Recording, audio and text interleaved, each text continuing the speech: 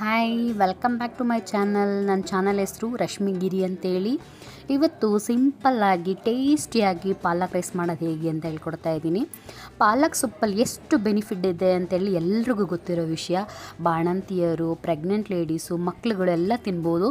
ಇದಕ್ಕೆ ಬೇಕಾಗಿರೋದು ಪಾಲಕ್ ಸೊಪ್ಪು, ಪುದೀನ ಸೊಪ್ಪು, ಶುಂಠಿ, ಹಸಿಮೆಣಸಿನ್ಕಾಯಿ ಮತ್ತು ಬೆಳ್ಳುಳ್ಳಿ, ಇದಿಷ್ಟು ಬೇಕು. ಅದ್ರ ಜೊತೆಗೆ ಈಗ ನೋಡಿ, ನಾನು ಮಿಕ್ಸಿ ಜಾರ್ಗೆ ಹಸಿಮೆಣ್ಸಿನ್ಕಾಯಿ ಹಾಕಿದ್ದೀನಿ, ಬೆಳ್ಳುಳ್ಳಿ ಹಾಕಿದ್ದೀನಿ, ಶುಂಠಿ ಹಾಕ್ತಾಯಿದ್ದೀನಿ, ಚಕ್ಕೆ ಲವಂಗ ಹಾಕ್ತಾಯಿದ್ದೀನಿ. ಮತ್ತು ಇಷ್ಟನ್ನು ರುಬ್ಕೊಂಡು ಇಟ್ಕೊತಾ ಇದ್ದೀನಿ. ಒಗ್ಗರಣೆಗೆ ಈರುಳ್ಳಿ ಮತ್ತು ಟೊಮೊಟೊ ಬೇಕಾಗುತ್ತೆ. 3 ಟೊಮೊಟೊ 3 ಈರುಳ್ಳಿ ಇದ್ದರೆ ನಮ್ಮ ಒಳ್ಳೆ ಸೂಪರಾಗಿರುವಂತಹ ಪಾಲಕ್ ರೈಸ್ ರೆಡಿ ಆಗುತ್ತೆ. ತುಂಬ ಈಸಿಯಾಗಿ ಮಾಡ್ಕೋಬೋದು. ಪಾಲಕ್ ಸೊಪ್ಪಿದ್ದರೆ ಅದು ನೀಟಾಗಿ ರೆಡಿ ಮಾಡಿ ಇಟ್ಕೊಂಡು ಅದ್ರ ಜೊತೆಗೆ ಎಲ್ಲ ಸೊಪ್ಪುಗಳನ್ನ ನೀಟಾಗಿ ರುಬ್ಕೊಂಡು ಹಾಕೋಬೇಕು. ಇದರಿಂದ ನಮಗೆ ತುಂಬ ಬಾಡಿಗೆ ಬೇಕಾದಂತಹ ವಿಟಮಿನ್ಸ್ ಸಿಗುತ್ತೆ. ಮಕ್ಳುಗಳಿಗೂ ಸಹ ಈ ರೈಸನ್ನು ಮಾಡಿಕೊಡಿ. ಮಕ್ಳುಗಳು ತಿಂತವೆ ಅಂತ ಹೇಳಿದ್ರೆ ಸ್ವಲ್ಪ ಮೆಣಸಿನ್ಕಾಯಿನ ಕಡಿಮೆ ಹಾಕೊಳ್ಳಿ, ಸಾಕಷ್ಟೇ. ಇನ್ನು ಬಾಕಿ ಐಟಮ್ಸ್ ಏನೇನು ತೋರಿಸಿದ್ದೀನಿ ಸೇಮ್ ಅಷ್ಟೇ ಇಂಗ್ರೀಡಿಯೆಂಟ್ನ ಹಾಕ್ಕೊಳ್ಳಿ. ನಿಜವಾಗ್ಲೂ ನೀವು ಒಂದು ಸಲ ಮಾಡ್ಕೊಂಡು ತಿಂದರೆ ಗೊತ್ತಾಗುತ್ತೆ ಈ ಪಾಲಕ್ ರೈಸು ಎಷ್ಟು ರುಚಿಯಾಗಿರುತ್ತೆ ಅಂತೇಳಿ. ಚೆನ್ನಾಗಿ ಈರುಳ್ಳಿನ ಸಣ್ಣ ಸಣ್ಣದಾಗಿ ಕಟ್ ಮಾಡಿ ಇಟ್ಕೊಂಡಿದ್ದೀನಿ. ಪಾತ್ರೆಗೆ ಎಣ್ಣೆ ಹಾಕಿದ್ದೀನಿ. ಎಣ್ಣೆ ಕಾದಾದಮೇಲೆ ನಾನು ಕಟ್ ಮಾಡಿ ಇಟ್ಕೊಂಡಂತಹ ಈರುಳ್ಳಿಗಳನ್ನೆಲ್ಲ ನೀಟಾಗಿ ಹಾಕ್ತಾಯಿದ್ದೀನಿ. ಯಾವುದೇ ಅಡುಗೆನ ಮಾಡಿ ಈರುಳ್ಳಿ ಗೋಲ್ಡನ್ ಕಲರ್ ಬರೋವರೆಗೂ ಚೆನ್ನಾಗಿ ಬೇಯಿಸಬೇಕು. ಬೇಯಿಸೋದ್ರಲ್ಲೇ ರುಚಿ ಇರೋದು. ಇದಾದಮೇಲೆ ಅಲ್ಲಿ ಈರುಳ್ಳಿ ಅದ್ರ ಪಾಡಗದ್ದು ಬೇಯ್ತಾ ಇತ್ತು. ನಾನಿಲ್ಲಿ ಟೊಮೊಟೊಗಳು ಬೇಕು ಅಂತೇಳಿ ಟೊಮೊಟೊನ ನೀಟಾಗಿ ತೊಳೆದಿಟ್ಕೊಂಡು ಕಟ್ ಮಾಡ್ತಾಯಿದ್ದೀನಿ. ಡೈಲಿ ನಮಗೆ ಬೇರೆ ಬೇರೆ ಥರ ಬಾತ್ಗಳು ಅದನ್ನೆಲ್ಲ ತಿಂದು ಬೋರ್ ಅಂತ ಅನ್ನಿಸ್ದಾಗ ಪಾಲಕ್ ಸೊಪ್ಪು ಹಾಕ್ಬಿಟ್ಟು ಈ ರೀತಿ ರೈಸ್ ಮಾಡ್ಕೊಳ್ಳಿ. ಒಂಥರ ಬಿರಿಯಾನಿ ಟೈಪು ತುಂಬ ಚೆನ್ನಾಗಿರುತ್ತೆ. ಇದ್ರ ಜೊತೆಗೆ ನಿಮಗೆ ಚಟ್ನಿ ಆಗಿರ್ಬೋದು ಅಥವಾ ಮೊಸರು ಬಜ್ಜಿ ಆಗಿರ್ಬೋದು ನೀವು ಬಳಸ್ಕೋಬೋದು. ಈಗ ನಾನು ಟೊಮೊಟೊನ ನೀಟಾಗಿ ಕಟ್ ಮಾಡಿ ಇಟ್ಕೊಂಡಿದ್ದೀನಿ. ಈರುಳ್ಳಿ ಚೆನ್ನಾಗಿ ಬೇಯ್ತಾ ಇದೆ, ನೀವೇ ನೋಡ್ತಾ ಇದ್ದೀರಿ. ಯಾವಾಗಲೂ ಅಷ್ಟೇ ನೀವು ಅಡುಗೆ ಮಾಡಬೇಕಾದ್ರೆ ಆ ಫ್ಲೇವರ್ನ ಎಂಜಾಯ್ ಮಾಡಿ, ತುಂಬ ಚೆನ್ನಾಗಿರುತ್ತೆ. ಈ ರೀತಿ ಚೆನ್ನಾಗಿ ಈರುಳ್ಳಿನ ಎಲ್ಲ ಕಡೆ ಬೇಯಿಸ್ಕೊಂಡು ರೆಡಿ ಮಾಡಿಟ್ಕೋಬೇಕು. ನಾನು ಆಲ್ರೆಡಿ ಇದಕ್ಕೆ ಏನು ಮಸಾಲೆ ಬೇಕು ಅಂತ ತೋರಿಸಿದ್ದೀನಿ. ಆ ಮಸಾಲೆ ಎಲ್ಲವನ್ನು ನೀಟಾಗಿ ರುಬ್ಬಿ ರೆಡಿ ಮಾಡಿಟ್ಕೊಂಡಿದ್ದೀನಿ. ಅದ್ರ ಜೊತೆಗೆ ಪಾಲಕ್ ಸೊಪ್ಪು, ಪಾಲಕ್ಕು ಮತ್ತು ಪುದೀನ, ಕೊತ್ತಂಬರಿ ಸೊಪ್ಪು ಸಹ ನಾನು ರುಬ್ಬಿ ರೆಡಿ ಮಾಡಿಟ್ಕೊಂಡಿದ್ದೀನಿ. ಈರುಳ್ಳಿ ನೀಟಾಗಿ ಗೋಲ್ಡ್ ಕಲರ್ ಬಂದ ಮೇಲೆ ನೀವು ಟೊಮೊಟೊವನ್ನು ಹಾಕಬೇಕಾಗುತ್ತೆ. ನಾನು ಕಟ್ ಮಾಡಿ ಇಟ್ಟಿರುವಂತಹ ಟೊಮೊಟೊ ಎಲ್ಲವನ್ನು ಹಾಕ್ತಾಯಿದ್ದೀನಿ. ನೀವು ಅಷ್ಟೇ ಟೊಮೊಟೊವನ್ನು ಹಾಕೋಬೇಕು ಈರುಳ್ಳಿ ಬೆಂದಾದಮೇಲೆ. ಅದ್ರ ಜೊತೆಗೆ ಈ ಟೊಮೊಟೊ ಹಾಕಿದ ತಕ್ಷಣ ಉಪ್ಪನ್ನು ಹಾಕಬೇಕು. ನಾನು ಪದೇ ಪದೇ ಹೇಳ್ತಾ ಇರ್ತೀನಿ, ಈರುಳ್ಳಿ ಬೇಯಿಸ್ಬೇಕಾದ್ರೂ ಸ್ವಲ್ಪ ಉಪ್ಪನ್ನು ಹಾಕಿ, ಟೊಮೊಟೊ ಹಾಕಿದಾಗಲೂ ಸ್ವಲ್ಪ ಉಪ್ಪನ್ನು ಹಾಕಿ. ಇದರಿಂದ ಆ ರುಚಿ ತುಂಬ ಚೆನ್ನಾಗಿರುತ್ತೆ. ಎಲ್ಲ ಅಡುಗೆನೂ ಈಸಿ, ಮಾಡಬೇಕಷ್ಟೇ, ಮನಸ್ಸಿಟ್ಟು ಮಾಡಿ. ನೀವೇ ವೆರೈಟಿ ಅಡುಗೆಗಳನ್ನ ಮಾಡ್ಬೋದು. ನೀವೇ ಕಲ್ತ್ಕೊಂಡು ಮಾಡಿ, ಗೊತ್ತಿಲ್ಲ ಅಂದರೆ ನೋಡ್ಕೊಂಡು ಮಾಡಿ. ನೀವು ಮಾಡ್ತಾ ಎಲ್ಲ ಅಡುಗೆನೂ ಸಹ ನೀವು ಕಲಿತೀರಾ. ಅದರಲ್ಲಿ ಈಗ ಹೊಸ್ದಾಗಿ ಮದುವೆ ಆಗಿರ್ತೀರ ಅಥವಾ ಹೊಸ್ದಾಗಿ ಅಡುಗೆ ಕಲಿಬೇಕು ಅನ್ನೋ ಇಂಟ್ರೆಸ್ಟ್ ಇರೋರು ದಯಮಾಡಿ ನನ್ನ ಚಾನಲನ್ನು ನೋಡಿಕೊಂಡು ಕಲೀರಿ. ನನಗೂ ಖುಷಿ ಆಗುತ್ತೆ. ಅಡುಗೆ ಮಾಡಿದ್ಮೇಲೆ ಹೆಂಗೆ ಅನ್ನಿಸ್ತು ಅಂತ ನನಗೊಂದು ಕಮೆಂಟ್ ಮಾಡಿ. ಇಲ್ಲಿ ನೋಡಿ, ಪಾಲಕ್ ಸೊಪ್ಪೆಲ್ಲನೂ ನೀಟಾಗಿ ತೊಳೆದು ಒಂದು ಜಾರ್ಗೆ ಹಾಕ್ತಾಯಿದ್ದೀನಿ. ಇದು ಕೊತ್ತಂಬರಿ ಸೊಪ್ಪು ಮತ್ತು ಪುದೀನ ಸೊಪ್ಪು ಎಲ್ಲವನ್ನು ನೀಟಾಗಿ ತೊಳೆದು ಜಾರ್ಗೆ ಹಾಕಿ ಫುಲ್ ಜ್ಯೂಸ್ ಮಾಡ್ಕೋಬೇಕು. ಅಂದರೆ ಜಾಸ್ತಿ ನೀರು ಹಾಕಬೇಡಿ, ಸ್ವಲ್ಪ ನೀರು ಹಾಕಿ ಚೆನ್ನಾಗಿ ಗ್ರೀನ್ ಕಲರ್ ಪೇಸ್ಟ್ ಬರಬೇಕು. ಆವಾಗಲೇ ಆ ರೈಸು ಗ್ರೀನ್ ಕಲರ್ ಬರೋಕ್ಕೆ ಸಾಧ್ಯ ಆಗೋದು. ನಾವಿಲ್ಲಿ ಯಾವುದೇ ಫುಡ್ ಕಲರ್ನ ಬಳಸಲ್ಲ. ನಾನು ತುಂಬ ಮನೆಯಲ್ಲೇ ಮಸಾಲೆಗಳನ್ನು, ಆದಷ್ಟು ಹೆಚ್ಚು ಮಸಾಲೆಗಳನ್ನು ಮನೇಲೇ ಪ್ರಿಪೇರ್ ಮಾಡಿ ಹಾಕ್ತೀನಿ. ಹಾಗಾಗಿ ನಾನು ಯಾವುದೇ ಫುಡ್ ಕಲರ್ ಆಗಿರ್ಬೋದು ಏನೂ ಬಳಸೋದಿಲ್ಲ.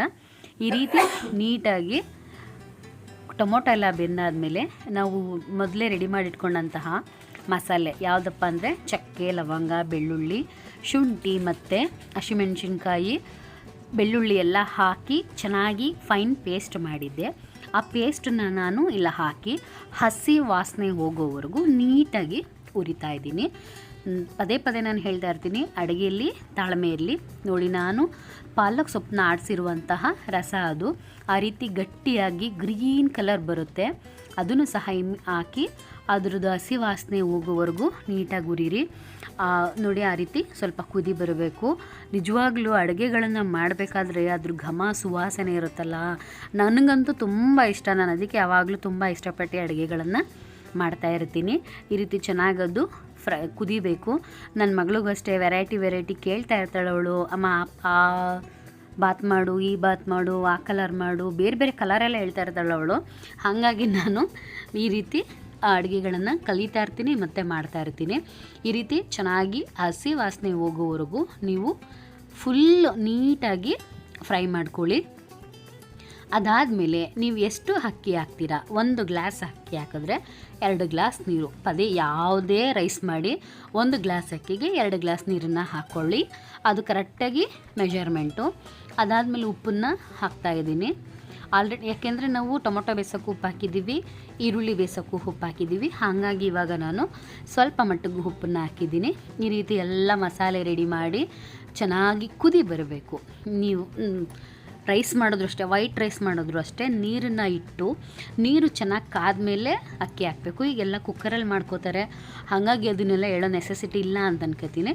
ಇಲ್ಲ ಪಾತ್ರೆಯಲ್ಲಿ ಮಾಡ್ತೀನಿ ಅಂತನ್ನೋರು 2 ಗ್ಲಾಸ್ ನೀರು ಹಾಕಿ ಸ್ವಲ್ಪ ಕುದಿ ಬಂದಮೇಲೆ ವೈಟ್ ರೈಸ್ ಹಾಕಿ ಬಿಳಿ ಅನ್ನವನ್ನು ಮಾಡ್ಕೋಬೋದು. ಇದು ನಾನು ಪಾಲಕ್ ರೈಸ್ ಮಾಡ್ತಾ ಇರೋದು. ನೋಡಿ ಆ ಗ್ರೀನ್ ಕಲರ್ ಎಷ್ಟು ಚೆನ್ನಾಗಿದೆ ಅಲ್ವಾ. ನಿಜವಾಗ್ಲೂ ಬಾಣಂತಿಯರು ಇದನ್ನು ತಿನ್ನೋದ್ರಿಂದ ಕ್ಯಾಲ್ಶಿಯಮ್ಮು ನಿಮ್ಮ ಬಾಡಿಗೆ ಸಿಗುತ್ತೆ, ನಿಮ್ಮ ಮಗುಗೂ ಸಿಗುತ್ತೆ, ಹಾಲು ನಿಮ್ಗೆ ಉತ್ಪತ್ತಿ ಆಗುತ್ತೆ. ಬಾಣಂತಿಯರಂದರೆ ಕೇವಲ 6 ತಿಂಗಳು ಬಾಣತನ ಅಲ್ಲ, ಖಂಡಿತವಾಗ್ಲೂ ಅಲ್ಲ. 1 ವರ್ಷ ಪೂರ್ತಿ ನೀವು ನಿಮ್ಮ ಮಗುಗೆ ಹಾಲು ಕೊಡಿಸ್ತೀರಾ. 1 ವರ್ಷ ಪೂರ್ತಿ ನಿಮ್ಮನ್ನು ನೀವು ಚೆನ್ನಾಗಿ ನೋಡ್ಕೊಳ್ಳಿ. ಆವಾಗ ನಿಮ್ಮ ಮಗುನ ನೀವು ಚೆನ್ನಾಗಿ ನೋಡ್ಕೊಳ್ಳೋಕ್ಕೆ ನಿಮಗೆ ಶಕ್ತಿ ಬರುತ್ತೆ ಅಂತ ನಾನು ಹೇಳ್ತೀನಿ.